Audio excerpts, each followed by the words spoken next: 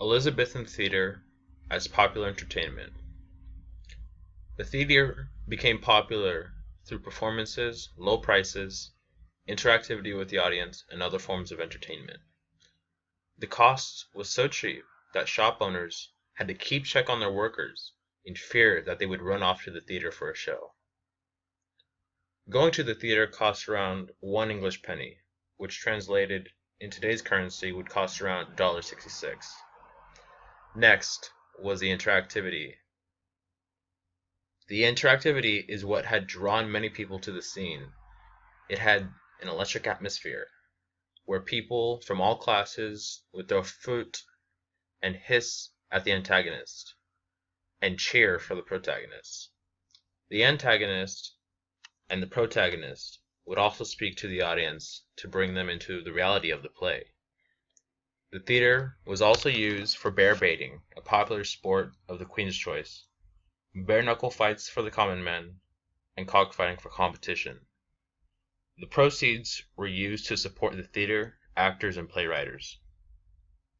The performance. There was a variety of acts that had included action, humor, violence, and plays with musical interludes. The era became known as the Age of Entertainment. Theater had taken place in large inns and courtyards owned by nobles and high-class people, before theaters were built, of course. Owners had to be cautious on what acts were allowed, because their reputation could be on the line if something was controversial towards the crown. Richard Burbage is probably the best known actor of the time. He's credited with portraying a range of dramatic leads, including Richard III, Hamlet, Lear, and Othello. Now, for young women and women who wanted to be in theater, it was considered an inappropriate profession, and young boys played them. The atmosphere.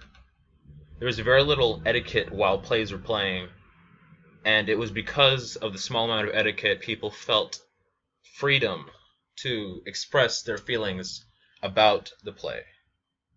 Etiquette did not prohibit audiences from freely expressing their distaste or satisfaction. Audiences often talked and fought among themselves after plays and during plays. It was often an act to let know the act was over. The fight was a way for people to let them know that the play was over. And the way the stage was set up gave spectators the opportunity to interact and watch both the behavior of the audience and the play, making a very dynamic and entertaining environment for everyone. The other forms of entertainment.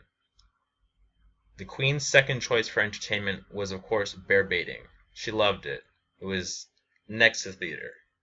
She often enjoyed bear baiting when she had visitors from other royal countries. For pastimes, of course, she used this to entertain her guests. Bare-knuckle fistfights were very popular among the common men, as well as competition for cockfighting, as stated earlier. These other forms of entertainment were not as popular as theater, but they were very important as a great source for funding for the theater to keep it going, paying the actors and the writers, as well as paying for the rent. Conclusion. The performances, the interactivity of the audience, the electric atmosphere, and other forms of entertainment are what had led the theater to become popular throughout London. The success also came from the protection it had from the Queen. Because of the Queen's love for theater, she protected it from the Puritans, government, and other people who also hated the theater. And the theater could not have survived without those less popular forms of entertainment. Thank you.